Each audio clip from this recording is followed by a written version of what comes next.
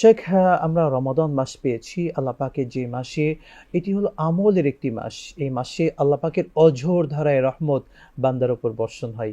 শেখ, এই মাসে নফল ইবাদতের গুরুত্ব নিয়ে দর্শকদেরকে বলবেন। রমাদানুল মুবারক এক আল্লাহ পাকের অশেষ রহমত এবং বরকতের মাস। আল্লাহ পাকের পক্ষ থেকে এক সুমহান নিয়ামত বান্দাদের জন্য, মুমিনদের জন্য। দীর্ঘ 11টি মাস মুমিনরা আল্লাহ তাআলার সাথে বিভিন্ন নাফরমানি, অবাধ্যতা এবং আল্লাহর হুকুম লঙ্ঘন করার কারণে যে দূরত্ব তৈরি হয়েছে, আল্লাহ তাআলা যে উদ্দেশ্যে বান্দাকে পৃথিবীতে প্রেরণ করেছেন, সেই উদ্দেশ্য থেকে যে 11টি মাস তারা বিভিন্ন কর্মের কারণে সরে গেছে, আল্লাহ রাব্বুল আলামিন চেয়েছেন যে আমার বান্দারা, যাদেরকে আমি এত মহাব্বত করে সৃষ্টি করেছি, সৃষ্টির শ্রেষ্ঠ জীব তাদেরকে বানিয়েছি, তারা যেন একটা মাসের মধ্যে, অল্প সময়ের মধ্যে তারা 11 মাসের ক্ষতি পূরণ করে তারা যেন আবার আমার কাছে চলে আসতে পারে, এবং তারা যেন তাদের যে গুনাহ খাতা যেগুলো হয়েছে সেগুলো থেকে যেন তারা পরিপূর্ণভাবে মুক্ত হতে পারে। এই জন্য একটা বিশেষ মাস হিসাবে রমাদানুল মুবারক দিয়েছেন। তো রমাদানুল মুবারকে আল্লাহ রাব্বুল আলামিন যে সমস্ত ফরজ বিধান, তন্মধ্যে অন্যতম হলো সিয়াম, সেগুলো তো আমরা করব। এর পাশাপাশি নফল ইবাদতের এক বিরাট ভূমিকা রয়েছে রমাদানে মানুষের জীবন গঠনে। যে আত্মশুদ্ধি বা যে তাকওয়া অর্জনের জন্য রমজান দেওয়া হয়েছে, সেই উদ্দেশ্য বা সেই লক্ষ্য পূরণের জন্য এই নফল ইবাদতের ভূমিকা অপরিসীম।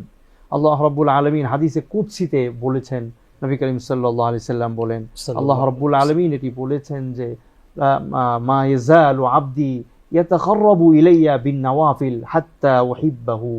যে বান্দা যখন নফল ইবাদত লাগাতার অনবরত সে পড়তে থাকে, আমল করতে থাকে, এই নফল ইবাদত তাকে আমার অনেক কাছে নিয়ে আসে, আমার নৈকট্য অর্জন সে করে ফেলে। এমন একটা পর্যায়ে চলে আসে যে আমি নিজেই তাকে মহব্বত করতে শুরু করি। হাত্তা কুনতু সামউহুল্লাযী ইয়াসমাউ বিহি।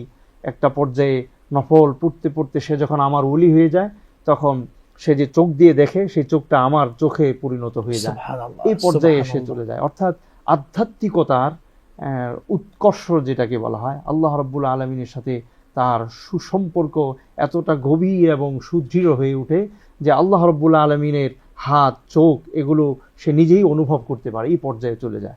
তো নফল ইবাদত সারাটা জীবনই মানুষকে এভাবে আল্লাহর নৈকট্য অর্জন করিয়ে দেয়। আর রমজানে তো এটার গুরুত্ব এত বেশি, কারণ নবী করিম সাল্লাল্লাহু আলাইহি সাল্লাম হাদিসে বলেছেন যে মান তাকাররাবা ফীহি বিখাসলাতিন মিনাল খাইর কানা কামান আদ্দা ফারিয়দাতান ওয়া মান আদ্দা ফারিয়দাতান কানা কামান আদ্দা 70 ফারিয়দাতান ফীমা সিওয়া। যে রমাদানুল মুবারক এটা আল্লাহ পাকের এমন এক মহান উপহার যে এই মাসে যদি কেউ একটি নফল ইবাদত করে, তাহলে আল্লাহ রাব্বুল আলামিন তাকে অন্য সময়ে একটা ফরজ ইবাদত করলে যে সওয়াব, সেই সওয়াব তাকে দান করেন। আর আমরা এটা নিশ্চয়ই জানি যে একজন মানুষ যদি সারাটা জীবন নফল নামাজ পড়তে থাকে, একটা ফরজের সমান হবে না।